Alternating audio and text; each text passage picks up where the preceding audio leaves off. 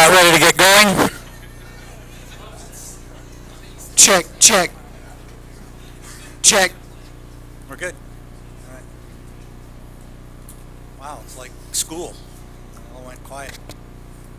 Welcome, everybody, to tonight's Board of Commissioners meeting. It's February 28th, 2023. So if I'll call the meeting to order right now, and if you'd, are there any changes to the agenda requested? Anybody? Nothing? All right, then I have a motion then, if I can have a motion to approve tonight's agenda as published. I'll make a motion to approve tonight's agenda as published. Very good. All in favor? Aye. All around, we're good. All right, there isn't anybody signed up for general public comments tonight, so we'll move down to the consent agenda. Oh, I'm sorry, I did. Sorry about that. This is why.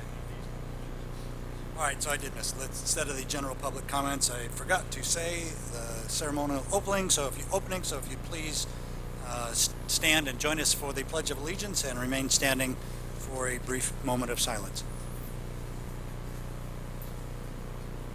Allegiance to the flag of the United States of America, to the republic which it stands, one nation, under God, indivisible, with liberty and justice for all.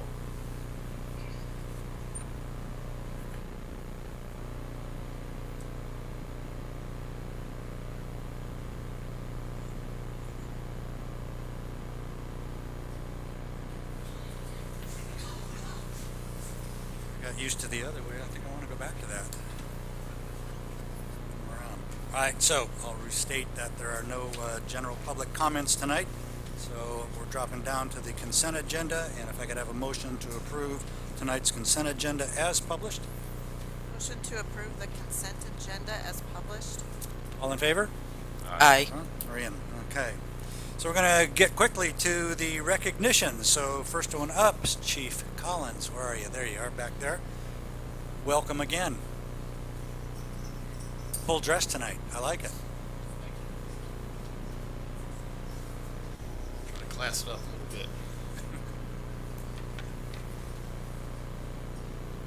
Second here, we'll get started. All right. Tonight I have with me Officer George Wally.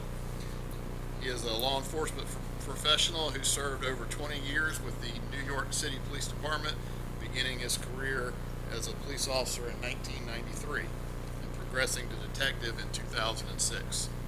After retiring from the NYPD in 2013, he and his wife and 4 children relocated to Waxhaw. After working as a school bus driver for Union County Schools, he decided it would be better to be a cop again. He worked for TSA for a little while, and he returned to law enforcement. After completing BLET, he was hired in 2018 by the Matthews Police Department, and in 2019 he moved to the Waxhaw Police Department. And now, Officer Wally is about to be officially promoted to Sergeant Wally. While any promotion in our profession is a significant step, I believe the first step may be the largest. You go from being responsible for yourself to being responsible for your entire squad. You must make the transition from being a friend to being friendly, from informal leader to formal. You are responsible for taking policy and ideas and turning them into action.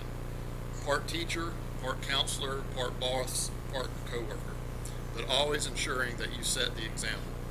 How you treat your employees is how they will treat citizens out on patrol. There are times to be firm and times to just listen.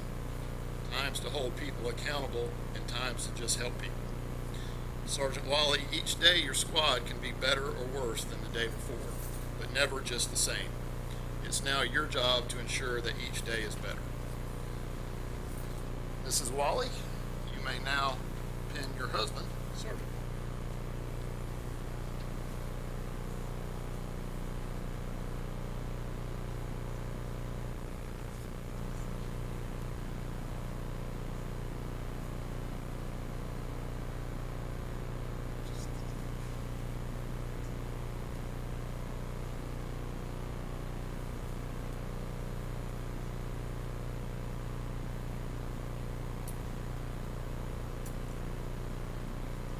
Congratulations. Outstanding.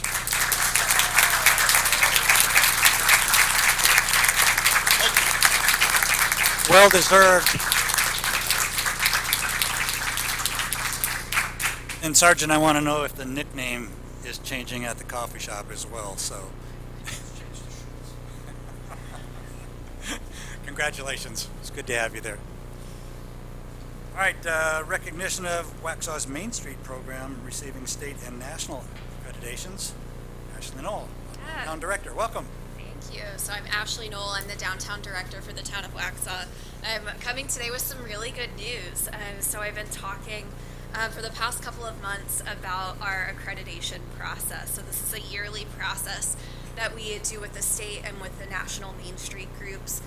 We have 6 different standards that we have to meet each year in order to get accreditation. And those standards are broad-based community commitment to revitalization, inclusive leadership and organizational capacity, diversity in funding and operating a sustainable organization, planning programming driven by economic development strategies, focusing on historic preservation to lead economic development, and then demonstrating impact and results. And the good news is we were accredited this year. So based on our work in 2022, our Main Street program is accredited. Really excited about that. We'll be recognized at our state conference in Statesville, as well as national conference in Boston at the end of March. Like I said, we're really excited and honored to be accredited this year. And it's really due to the work of our Main Street Advisory Board, all of our committees, all of our business owners for all of that work that they've put in over the last year. A lot of them are present here tonight too. We just have a lot of really strong support from our community, and that's really what makes us possible. So thank you guys. That's really awesome. It's great work again. Just keep racking them up.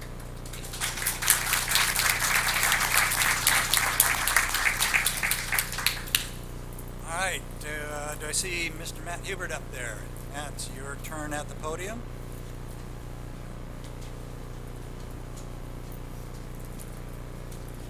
Evening.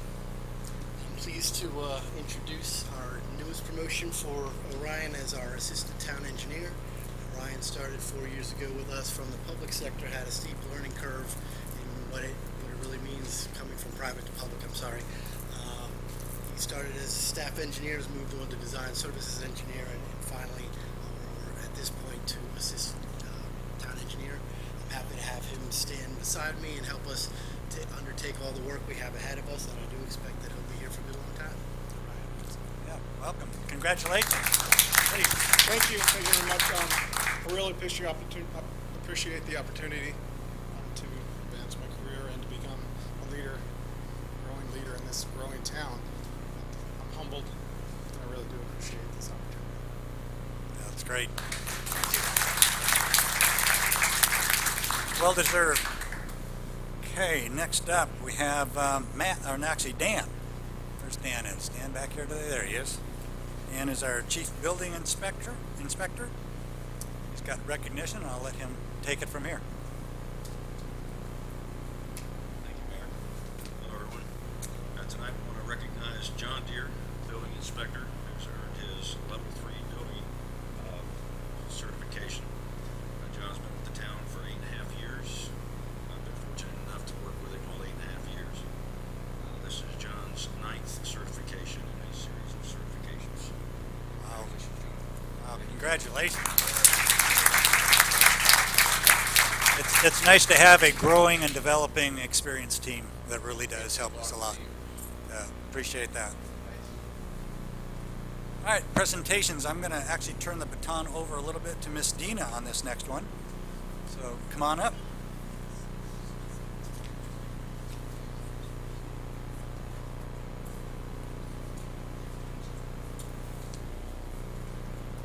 You come over this way.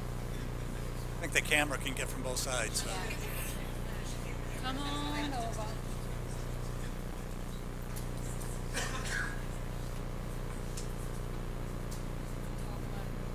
There we go. Hello, everyone. I am pleased to introduce Miss Nicole. She's the new director for Girls on the Run for Union County. And we're super excited for them to be here tonight. They're going to go over the Girls on the Run race, the Ginger Snap that actually is held here in Waxhaw, and then present the check to Girls on the Run from the Waxhaw race. So I'm going to turn over to Ms. Nicole.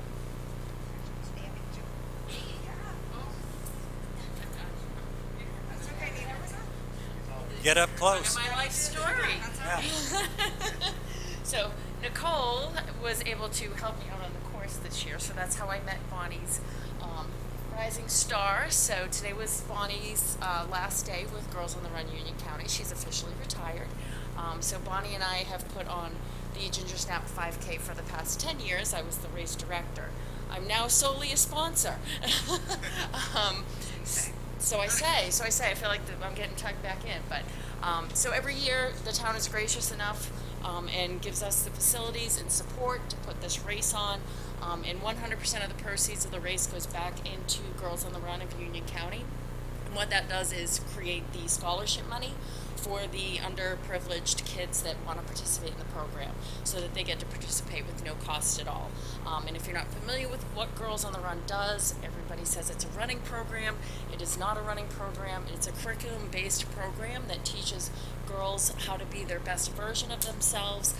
It goes through everything through body imaging, non-bullying, really just gives them a good solid foundation for them to realize that they can achieve anything that they want to achieve. That's what the 5K is. That's the goal that we set before them when they come into the program, to let them know, look, 5K seems very intimidating. You can do it. And we're going to give you the tools and show you how you take an ambition and just tackle it. But again, it's a curriculum-based program that really just sets life values in place for them. So it's really important. It's very empowering for them. And we're just so gracious that the town lets us host the event here.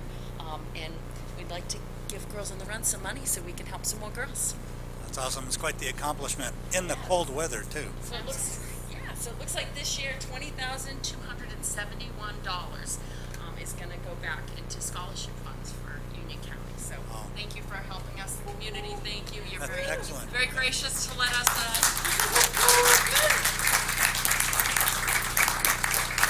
You have to get the photo op, everybody in it. So. Thank you so much. Thank you. Great.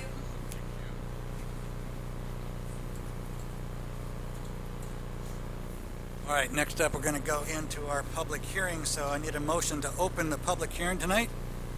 I'll make a motion to open the public hearings. All right, all in favor? Aye. All right, we're in. First one up is public hearing Renaissance Mill. So, Madison, you're up first on this one. Your turn again.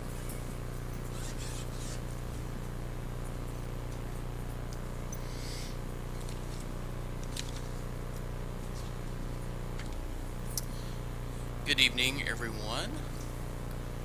I am before you tonight for a general rezoning petition. This is petition RZ014628-2023. This is a request by Renaissance Mill Properties for a general rezoning from Employment Center to Town Center. And the address is very difficult to locate, but in the next map, I will show you where this is. So this project, or this rezoning, is located behind the Mill Apartments, adjacent to the CSX right-of-way, and then also located beside of Main Street Station.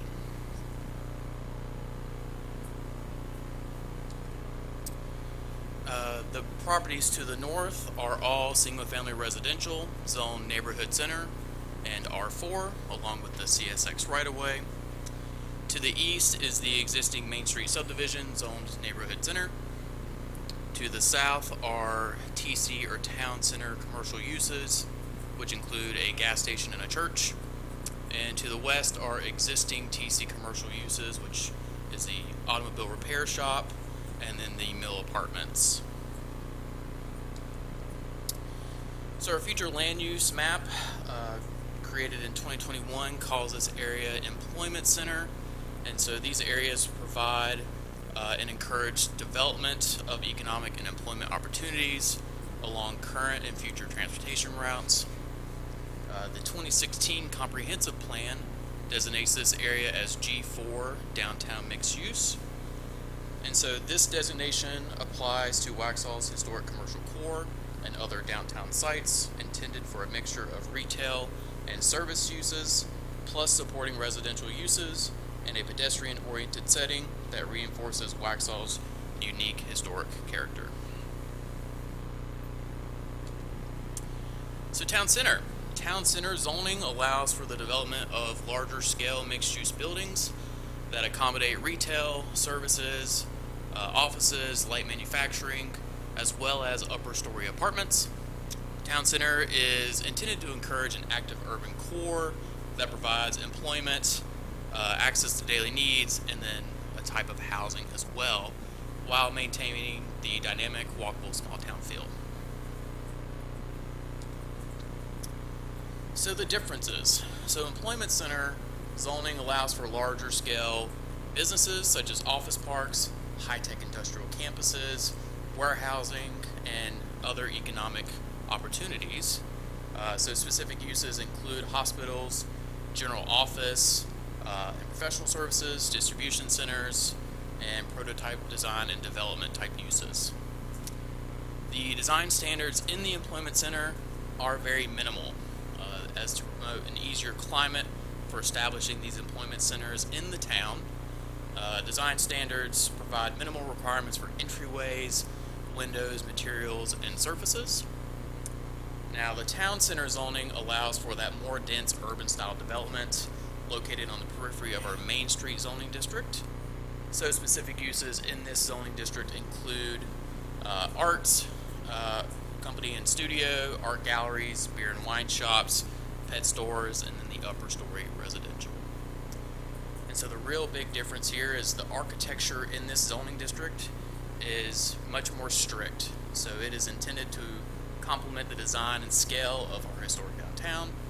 And so there are specifics to building elements such as facade treatments, building walls, entryways, windows, colonnades, and arcades.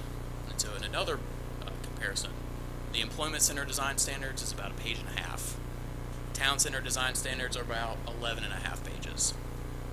So there's a bit more strict in the design. So staff recommends approval of the proposed general rezoning from EC, Employment Center, to TC, Town Center. This zoning is just a general rezoning request, so no conditions can be placed on the approval. At the February 15th Planning Board meeting, the Planning Board unanimously recommended a favorable recommendation to you guys. And then at the next meeting, or the decision meeting, this is your reasonableness and consistency statement, and then other motions for March 14th. And I am here for any questions. Any questions around here? I think it'll be a good use for that property. It's a difficult property wedged in there, kind of a remnant piece. So I think the applications that you guys have encouraged to go in there, I think it's going to work out really well. So just a comment. Anybody else around the horn here? Ready for next time? Okay, good. All right, appreciate that. Thank you very much. Of course. We're not done with you yet. But Until next time. I appreciate that. Thanks, Madison. All right, next up, Lisa Thompson, our Planning and Inspections Director. This is a public hearing for the voluntary annexation petition 18-230, and Thornbridge. And so I'll let you take it from here and ask questions. All right, thank you, Mayor. Request has been submitted by the applicant Ken Orndorff with Thornridge Investment Group LLC. It's for the annexation of approximately 11.97 acres along Waxhaw Highway, and Mr. Tony Watts for approximately 1.845 acres with the address of 7721 Waxhaw Highway. To orient you to the site, you have Highway 75 running east-west, and then over to the west you have Old Waxhaw Monroe Road. The subject properties have the 2 stars on them.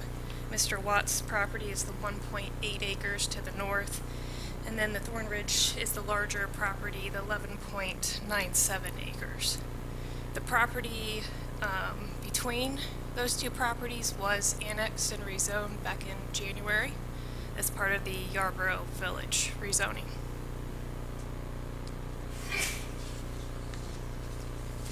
Annexation follows State Statute 160A-33. Back in January, we We've completed steps 1 through 3. We investigated the petition. We found it to be sufficient. Call for tonight's public hearing. The newspaper ads were sent out. And then after this evening, we'll be looking for a decision on March 14th. And with that, I'd be happy to answer any questions. Question, this property has come under our eyes long time ago, so now coming a different way. Questions I see? Anybody? Questions? All right, there is one person to sign up for the comments on the public hearing, and that's Steve Holtz. Is that the name? Is that correct? Holtz. Thank you. Thank you for letting me talk. So my concern is I live right next door to that property, and there's two existing easements that are in place on that property for our driveway. For myself and the 89-year-old 82nd Airborne gentleman who lives in the rear, or at the end of that road, along with my septic that is zoned on that exact property as well. So I'm sure how rezoning over to here takes away our easements and has additional concerns within our property and our property values for that matter. Putting up a gas station, I think, is what it's trying to get rezoned over to. So both of those are highly high on my list of priorities to make sure that it's addressed or taken into consideration. All right, thank you. I'm sure they'll also work out some of the details of that out there, whatever exists in your zoning, in your use, is likely to continue unless there's a provision for it. So just a comment back to you. All right, I appreciate that. All right, we're going to move down to the next one. The next one is a public hearing on the Thornbridge initial zoning petition. And we're back up to Lisa Thompson. You can give some detail on these two steps. Thank you, Mayor. Tonight's zoning petition is requested again by Ken Orndorff with Thornridge Investment Group and Tony Watts. It's for initial zoning on 2 parcels proposed for annexation. State statute requires us to give it an initial zoning within 60 days of annexation, so that's what we're doing this evening. The initial rezoning request is for CC Corridor Commercial. Current zoning is RA 40, that's in Union County.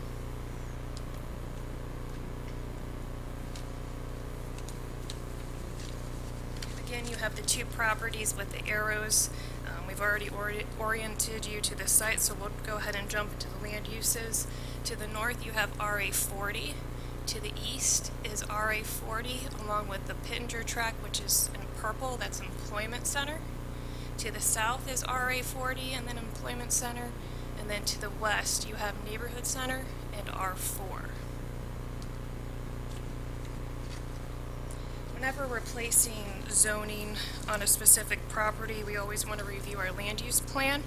This is a long-range policy that guides the town land use decisions, capital improvements, and any kind of public programming. The 2016 plan designates the area as G3, intended growth. This is intended to be applied to areas that have necessary infrastructure to support urban-scale mixed-use development patterns within or in close proximity to the current town limits. It talks about it being in the 12-Mile Creek Basin, and where there's transportation routes and utility infrastructure is either present or can be easily extended. The 2021 joint land use plan map calls the area to be a joint planning area. This is areas in the county's jurisdiction that the town wishes to plan concurrently with Union County. Union County 2050 plan has this designated as their employment corridor. The proposed zoning is for a commercial corridor. This zoning provides for services and retail uses to meet daily needs of local residents in a manner conveniently accessible by automobile.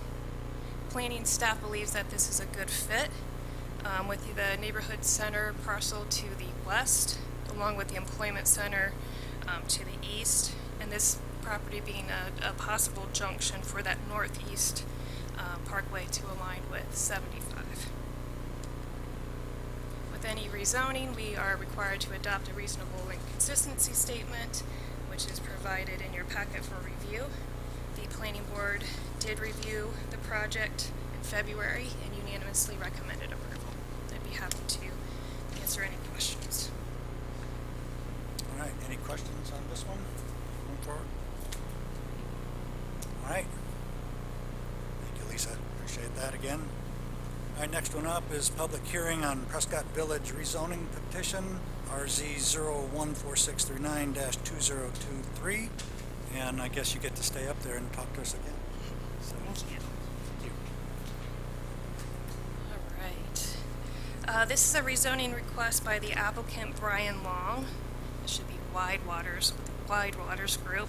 It's a rezoning map amendment from neighborhood center to commercial corridor, and then the part that's zoned R3 is being petitioned to be rezoned R4. Property is part of Phase 2 of the Prescott Village Commercial.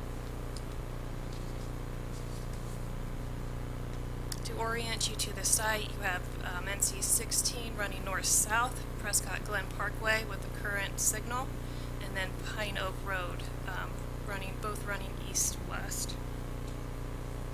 Surrounding properties, you have CC in red, corridor commercial to the north, and the Union County R40, that's the 12 Mile Creek sewer plant. To the east, you have commercial corridor. To the south is Waxhaw R3, which is the old Hickory subdivision. And then to the west is R3, which is the Prescott residential. The proposed commercial corridor property is approximately 3.941 acres. It is the current property that is outlined in red. And then the portion of R3 being petitioned to R4 is approximately 68.33 acres. As you can see, a lot of that property is floodplain, so there's probably only 13 acres that's actually developable. Again, anytime we want to rezone property, we look at our land use plan map. The property is in the G3 intended growth. This is applied to areas that have necessary infrastructure to support suburban scale mixed-use development patterns within the current town limits. And then our 2021 land use plan designates the area as medium density residential in yellow, which is cluster housing, residential, 3 to 5 units per acre. Proposed zoning is R4. It's encouraged to infill development, compact, walkable, and promote the historic small town character of the downtown. And then CC corridor commercial zoning provides for service and retail uses to meet the daily needs of our local residents.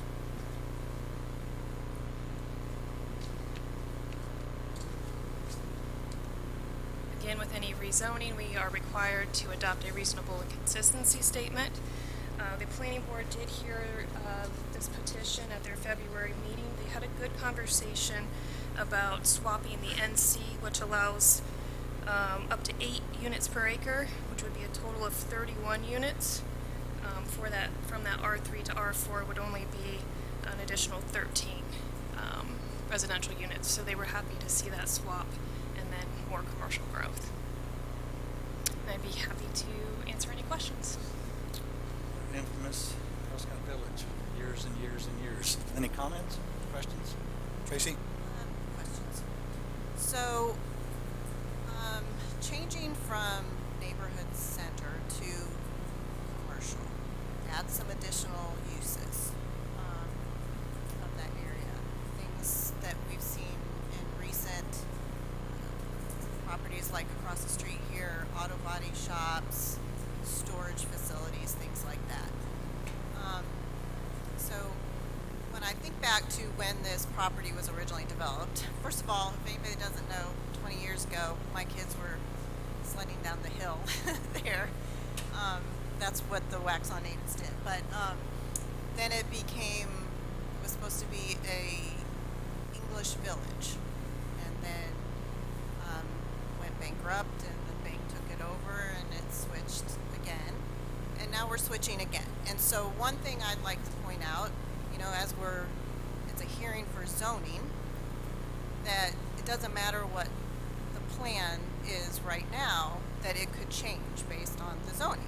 So when we talk about commercial, I'm just, so things like auto body shops, storage facilities, those things can be in there for that, regardless of what they're saying right now, correct? Those are permitted uses in corridor commercial. And then things like grocery stores are allowed in neighborhood center and in commercial, right? Correct. The difference is the square footage. NC is limited to a 10,000 square foot footprint, whereas CC allows up to 60,000 square feet by right. Okay, so if it was, say, a grocery store that wanted to be, that was up to 60,000 square feet, that's a special use, right? So if a grocery store wanted to go in there and it was 60,000, then they would just have to come before the board to get approved, correct? Right? Correct. But if it's commercial, a grocery store, a Walmart, Target, any of those kind of stores could go in automatically, correct? Up to 60,000 square feet. In a commercial? Commercial corridor. Okay. Yep. So, Above 60,000 would again require a special use permit for CC. so I think that that's the main thing that I want everybody to think about here for this property, that when we planned, you know, our land use code, you know, do we want all of Providence to be these large commercial developments, or do we want to continue to maintain the small town feel in our shopping centers? So that's just something I want everybody to think about here. And then can we get into anything else on that, or is this just for the rezoning, right? Just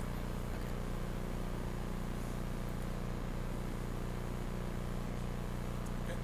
Anybody else? Any other questions? All right.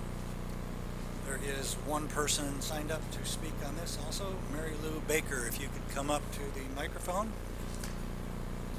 State your name for the record and where you live. You're a Waxhaw resident, I see here. Hi, Welcome. I'm Mary. Thank you. I'm Mary Lou Baker at 3513 Sandberry Drive, Waxhaw, right down the road here. Thank you so much for letting me speak tonight and for all you do to serve us. I've been a resident of Waxhaw for the past 25 years, and we have lived in Old Hickory for that whole time since we were newlyweds and have thoroughly enjoyed it. I am grateful to live in a place where we can have access to what we need and yet not the high traffic that comes with living in the big city. We neighbors of Old Hickory have discussed and have some concerns about the proposed rezoning for larger commercial establishments.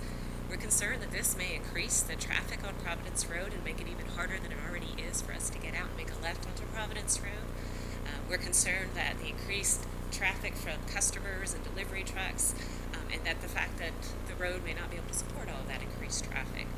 We're worried about the aesthetics of our neighborhood, maybe harm with lights and noise, and so we ask you to consider a barrier of sorts along the road between us and the proposed bigger commercial establishments. We understand that we need that area developed. If we could find a solution that would be win-win, that would be ideal. Research shows that home values do go up when you have a walkable neighborhood. Providing us with stores and restaurants that people could walk to could actually increase our home values by 23%. We're just asking for a commercial that would help our neighborhood and not take away from it. Ultimately, we think there's a way to make all parties involved satisfied. Sidewalks to improve walkability, a barrier to block out noises, and serious consideration of traffic issues are what we would respectfully like to ask you to consider with this proposal. Thank you for your time and consideration. And thank you for the good comments. Thank you very much. Appreciate that. One of your neighbors. Yes. I do actually have one more question. Sure, please. So, the S-curve that's proposed to go through there, has there already been a traffic study done on that, for that S-curve? Yeah, that would be required as part of the mitigation for the site. It would connect Pine Oak to Prescott Glen so people could get to that traffic light and be able to take a left. And then Pine Oak would become a right in, right out only. Okay, and so when they do that traffic study, do they base that on the amount of traffic they're expecting for the certain zoning that it is at the time? Or, because I'm imagining for something that's neighborhood center, you're not gonna have as much traffic as, say, a Walmart or something like that, so. They're required to give us the uses with the total square feet, which goes into peak hour trips, which then leads to what we've studied for mitigation. So we could possibly lose that without a anchor tenant to provide that connection. It just depends on total square feet. Okay, so when they do the study, though, is there a certain amount of, like, I guess what I'm trying to ask is, how do they figure out how much traffic is going through there when there's not a store in there right now to base that off of? Yeah, so this is really accounted for according to a national requirement. The Institute for Transportation Engineers has very specific trip gens for those uses. And so when we talk about whether it's dwelling units, number of houses, or square footage of commercial, they have to provide us what they think their most conservative uses are going to be. And so we make sure they kind of give us the highest number that they could be, and then we grow out. We do a traffic count of current conditions so we know what the existing traffic is. Then they add in the proposed trips from that development. Then they build it out to 5 years, and because it's next to NC 16 widening, they're going to model it to the widening as well, and then they build it out to the horizon year of that state project to 2040. So we'll get a glimpse of everything from now, when it's built with the improvements that are required from the study, and then even further beyond that. So we get a really good picture of the expectations, and it's really been very accurate. We've been doing this for the past 5 years with the same firm that works for us. They don't work for the developer. So we are very satisfied and really trust that what they're telling us is going to come to pass, and in general it has. So she mentioned the use changing from a commercial type use, a bigger box, to a smaller neighborhood Yeah, and center. so if they were to propose a change, then they would have to redo the study.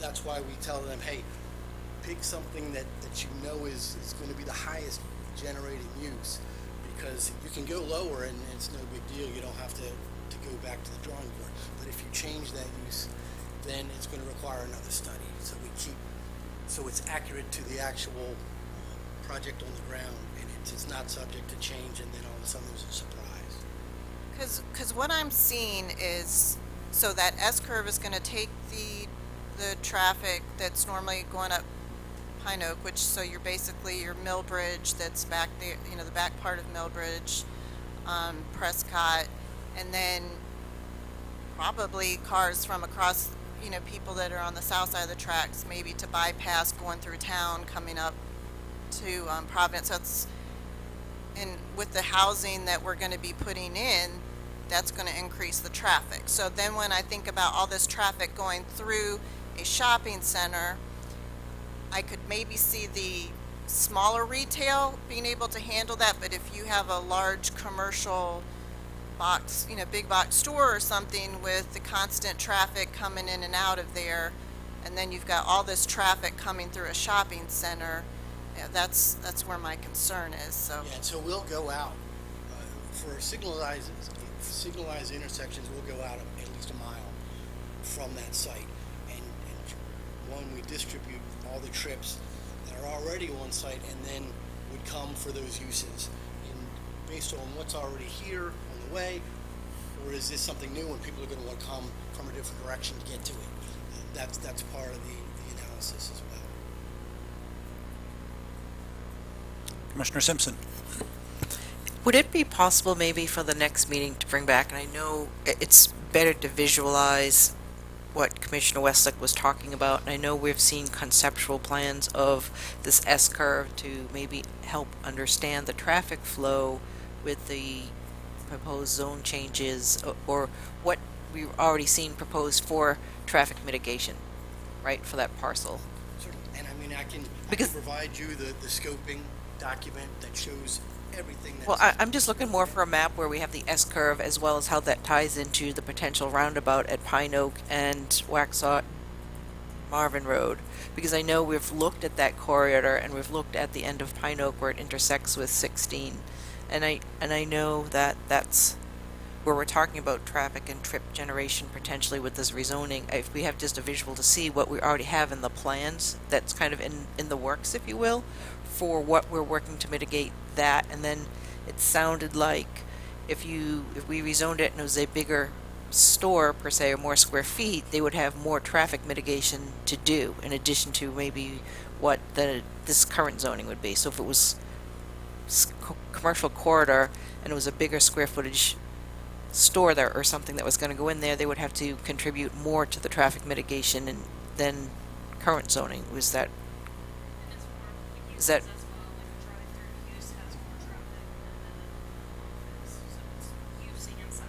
right? Because I think if I understand it, like the end of Pine Oak and 16, you'll only be able to make a right turn, and that way it would force the majority of the traffic to use the signal that's already there where the gas station is and the car wash and the fast food restaurants, right? And what's likely to occur at the signal is they'll have to add another lane coming out onto 16.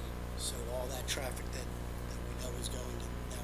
So then that flow would be controlled based by the signalization as opposed to free for all at a stop sign, right? Your left turns are protected, so you'll be at a signal, you'll get the green. So and then you'll it's not necessarily a free for all, and you will have a chance to get out of the street, right? Exactly, Yeah. We eliminate the danger side of the Pine Oak 16 interchange where it becomes right in, right out, and everything is directed to the traffic light. Those are the conditions that we already live with, and if we can take that danger zone out of play, then we have a much better project for one. But you're right. And at the same token, then we know at the other end at Waxhaw Marvin and Pine Oak, if we're increasing traffic by that, for that reason, we know we're going to have to do something to that intersection as well, and that would be part of the project. Right. Quick question. Sir, Commissioner When Moore. it splits off from the proposed linking into the property and Pine Oak, that's just a regular split. It's not a roundabout or anything like that. Right, it's a direct connection, and the old Pine Oak will tee into that. Yeah, and I can absolutely provide that to you. Yeah, if you just have pictures maybe for our next meeting, so that way if the public's watching, they can get a good concept of kind of that general area. Because I know we've kind of probably seen it, like we've talked about concepts of the roundabout at Pine Oak and Waxhaw Marvin, and we've seen some pictures of the S-curve and what we're looking, or what that area would look like there, and I think that would help too. Visualizations are always Yeah. more helpful. Because I know we've probably all seen it, but for the public, it would be good if we had maybe you could add a slide to that. That intersection on its own acts as a traffic mitigator, in that it's going to separate traffic going. It's going to want to make the left on Providence, and folks just wanting to make the right. So you're not going to have. I know the concern is coming from Waxhaw Marvin, but it's literally going to split all the traffic. So you're going to get a much better flow at that traffic light. Because those wanting to make the left will go into the property, and those that just want to make the right will go have another opportunity to make a right down and find out. Commissioner Simpson. This may not be, Charlie, you can correct me, this may be not a fair question. I know this is strictly rezoning, but I know there's a steep grade there. Is there any thought of like sidewalk or any sort of way to go from Pine Oak down to where this particularly parcel would be? Is there steps or something that would have some sort of pedestrian connectivity to it? Yeah, we wouldn't necessarily go down that slope. I mean, we'd go out at 16 with the widening, there will be connectivity. But what we would do is once we've reduced the amount of traffic on Pine Oak, we have an ability to kind of reimagine that cross section. And I would certainly be adding sidewalk along that section to help facilitate the connectivity and the walkability. Yeah, because there isn't any sidewalk up there, is there, Tracy? Neither side, right? Okay. Any other thoughts? Right, thank you. Appreciate that.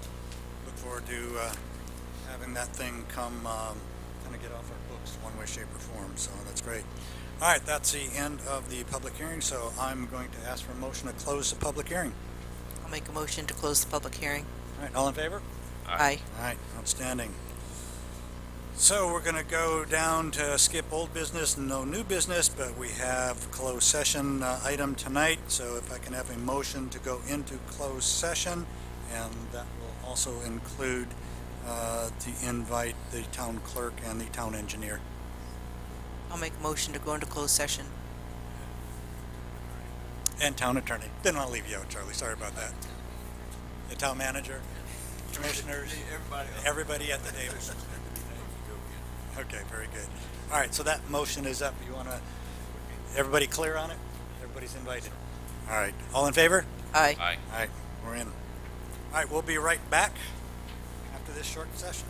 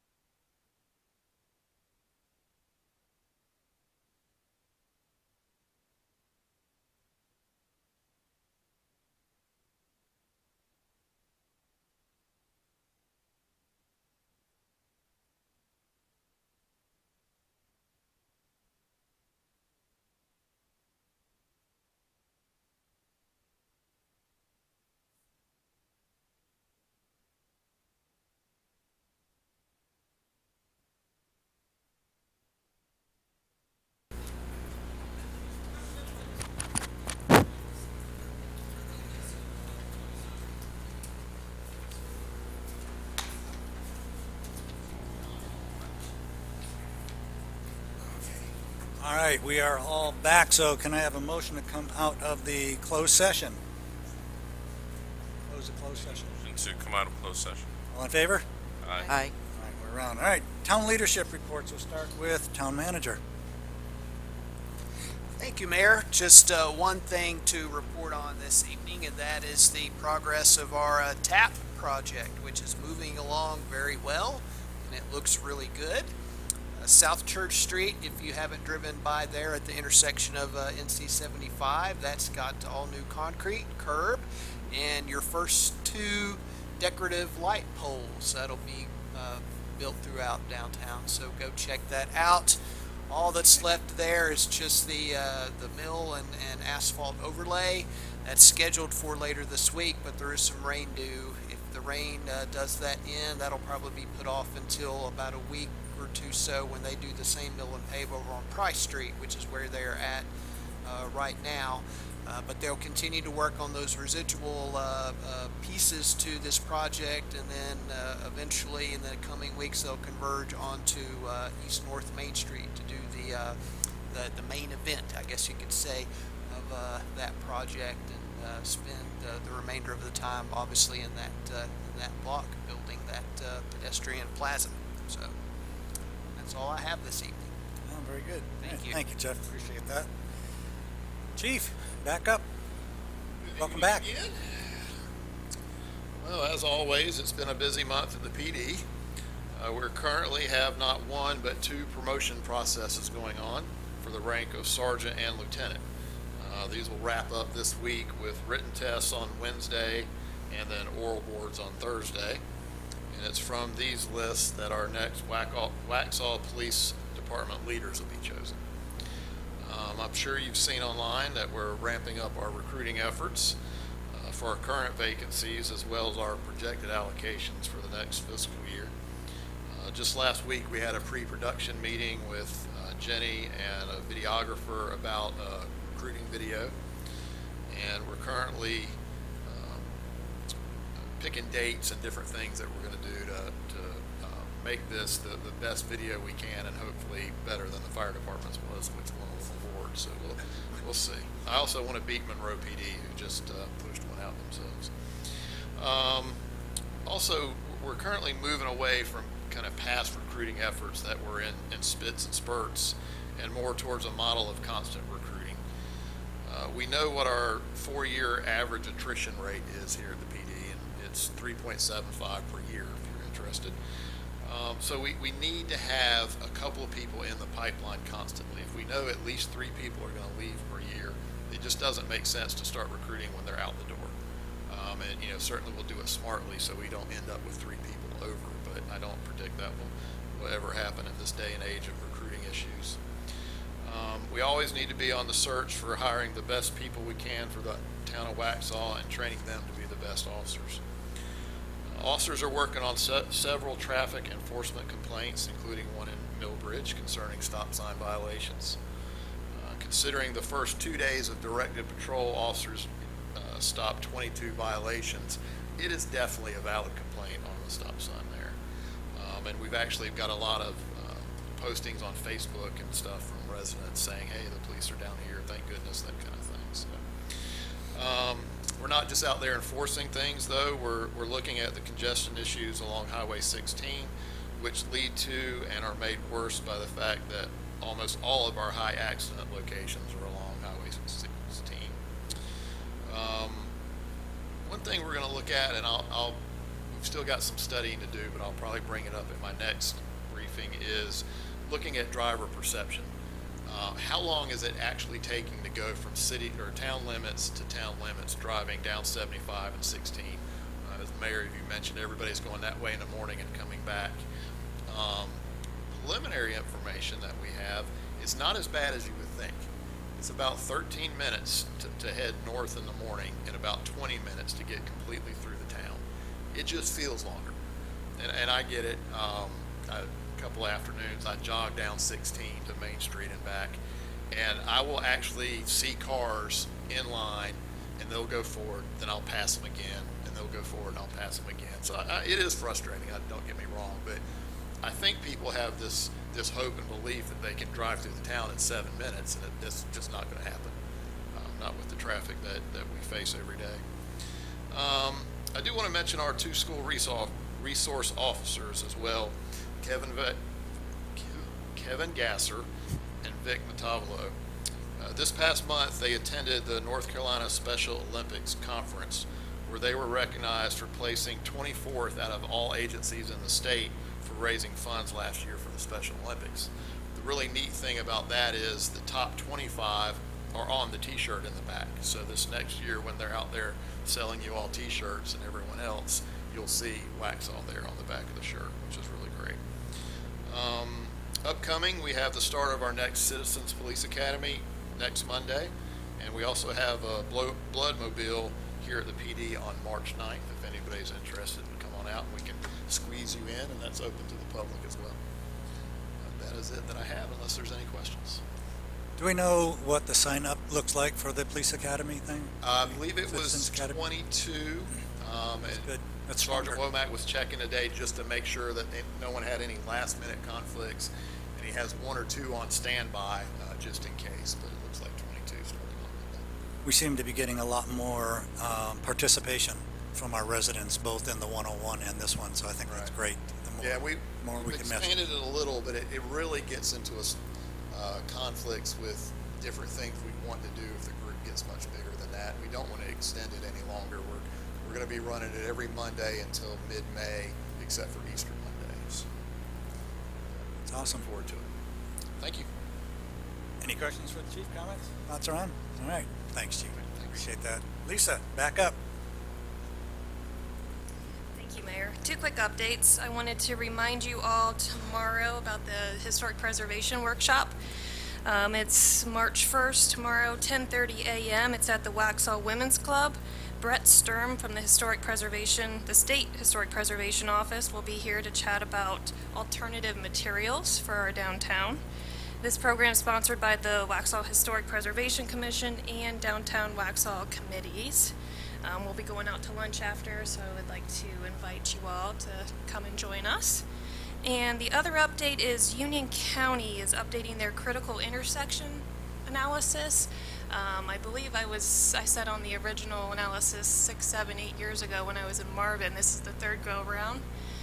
Good news is most of their intersections have been either funded or constructed. What we want to do is identify 15 intersections in Union County that we can apply for planning grants for the CRTPO. This will give us site plan design and cost estimates. And then the municipality can use those designs and estimates to apply for grant funding through the DA program.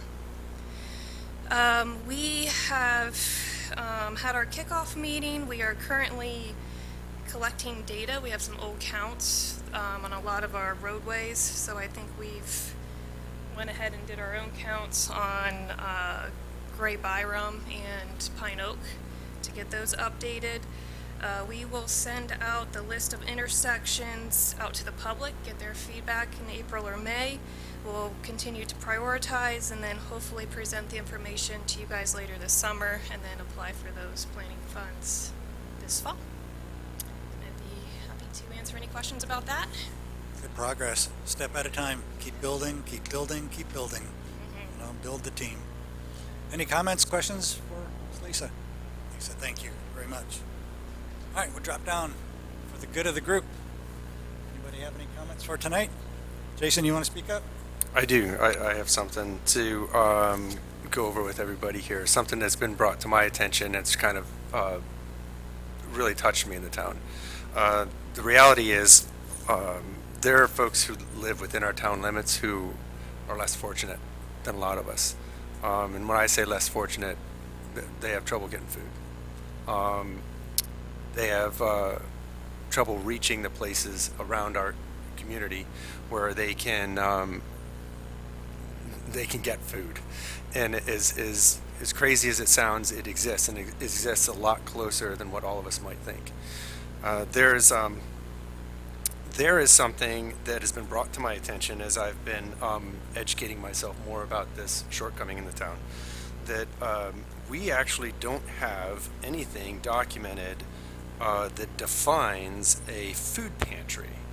And a food pantry seems kind of simple, but a food pantry, it can be set up by a charitable organization that is used to store food, and it can be distributed to folks who are less fortunate. And as a result of not having it defined, there's a gray area where some folks who want to help, who want to collect food and redistribute it, they have to kind of do it under the radar because it's not defined. And so what I've been doing, I approached Jeff just before this, and I spoke with Miss Barbie earlier today. I think I'd like to find a way for the town to put together a text amendment to ordinances that defines it. It says, hey, here's what a food pantry is, and here's where it's allowed to be within our town limits, so that they can operate. They don't have to operate behind the scenes anymore. They can operate out in front and help folks who are in our town that could really benefit from this. I think that's a good idea, but you should also be made aware that we do have a food pantry that operates right at the Waxhaw Baptist Church, and that's the second Saturday of every single month. And I know that because I work with them. So they do collect food and they do distribute food, and it is very public. It's also online for people, or if you need the name of the person who is in charge of it, I can give you that. And the hours that they do it on the second Saturday, where they distribute it to any individual who comes in, they get boxes that they load into their car. I am aware of that food pantry. Okay. But the reason I bring this up is because there's a the churches, some of the churches in our area do have food pantries. Those handouts do come with some conditions, and some of the folks who could benefit from charitable organizations don't necessarily fit within that faith framework. Okay. And I'm not knocking your wanting to define the food pantry and put it on here. I'm wholeheartedly for that because, as I said, I do work with that food pantry and others, and even with people here in the community. I've been doing it for the last 7 years. So I'm just saying that that organization does not hold food back from anyone who comes in who wants it. Sure. And that's the second Saturday of every month that they do this. And I take donations and stuff to them and work with them and have done it for the last 7 years. That's all I'm saying. I think it's a good idea to have it defined so that we can have that moving forward.